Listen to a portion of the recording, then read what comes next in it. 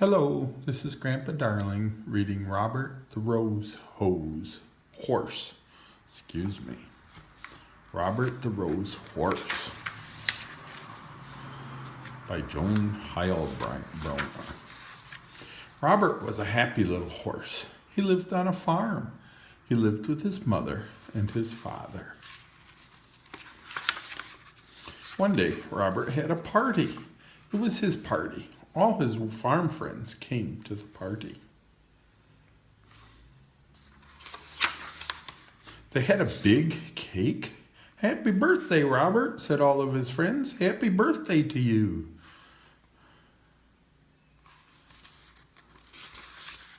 The cake was very pretty. It had big red roses all around it. Robert liked those red roses. He put his nose right into one. He took a big sniff. Then Robert got a funny feeling. His eyes began to itch. His nose began to itch. And then, ka-choo! Robert sneezed. What a sneeze! Up went his farm friends. Up went the cake. Up went the roses. And Robert fell down flat. His mother called the doctor. The doctor looked at Robert. "Say all," said the doctor. "All," said Robert. "Aha," said the doctor. "I know what made him sneeze." "I know I'm right," said the doctor. "You will see. Here, Robert, take a little sniff." Robert put his nose into those roses. He took a little sniff. Again his nose began to itch, and again his eyes began to itch. Ka-choo went Robert. Bang went the door. Bang went the window. Up went the roses, and the doctor fell down flat. "I was right," said the doctor. "Roses are very bad for you. There are too many roses on this farm. You must get away from them. You must go to the city." So Robert had to go. "Goodbye," he said to his mother and father. "I will be all right in the city. I will find work, and I will find a job." Sophie, hush. Robert did find a job in the city. He went to work for a milkman. He took the milkman and his wagon all around the city. It was a good job, and Robert was happy. Robert liked this kind of job. Then one day, a man walked right next to Robert. The man had a flower in his coat. The flower in his coat was a rose. A rose was right under his nose.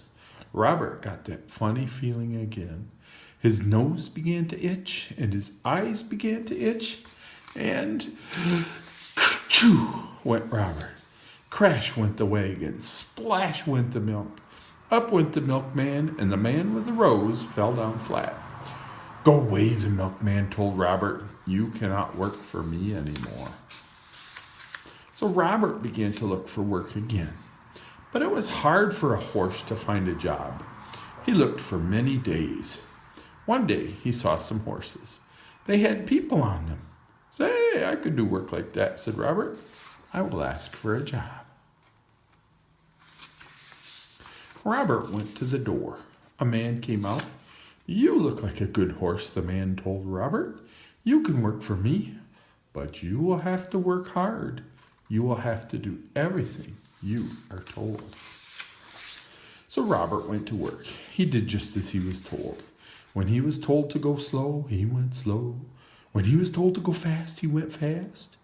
Robert did everything he was told. "I like this work," Robert said, "and I am going to keep this job." Then one day he took a woman for a ride. Everything was going well, but all at once, "Look," the woman said, "look at those pretty roses. I want those roses. Robert, take me over there at once." What could Robert do? He had to do as he was told. He took the woman to the roses. And again, he got that funny feeling. His nose began to itch. His eyes began to itch. And ka-choo went Robert. Away went the wagon. Away went the flowers. Up went the woman. And the flower man fell down flat. Once more, Robert was out of a job. Robert walked and walked. He looked and looked. He was so sad, and then at last Robert saw something. He saw a job he could do. He could be a police horse. The poster said, "Join now, be a police horse." "I will go in and I will ask for the job," he said. When Robert came out, he was a police horse. He was a good police horse. He did all kinds of police work. He helped the boy across the road. He helped the kittens cross the road. One day, Robert worked on Bank Street. Some bad men came down the street. 3 men. One of them had a black bag.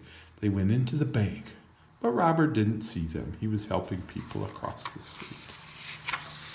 Then all at once, someone came out. "Help! Police, help!" Robert looked around. He saw the 3 men. They were robbers, bank robbers, stealing money from the bank. The robbers ran right at Robert, and they ran right over him, and away they went.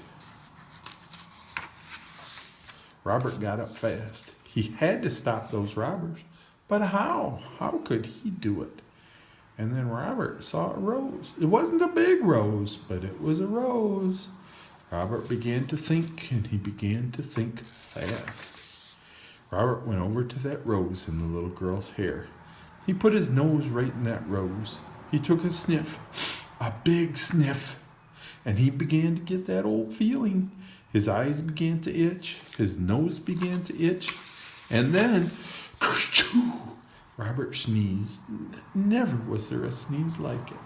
Away went cats, away went hats, up went dogs, down came birds, bang went the guns, up went the black bag, and the robbers fell down flat. "Hooray, hooray for Robert," everyone yelled. The bank man was very happy. The policemen were happy. Everyone was happy. Robert had stopped the robbers. He had sneezed the robbers flat. The next day there was a party. It was for Robert. His mother and father came. His farm friends came. The doctor came. All the policemen came too. Then one of them got up. "Robert," he said, "I have something for you." "Roses," yelled the doctor. "Hold on to your hat. Here comes the sneeze. Robert will sneeze us all to Chicago." Robert took a little sniff. His nose didn't itch. His eyes didn't itch. Then Robert took a big, big sniff. He did not get that funny feeling. That big kerchoo had done it. Robert at last was all sneezed out, and roses never made Robert sneeze again. All done with Robert the Rose horse. Bye-bye.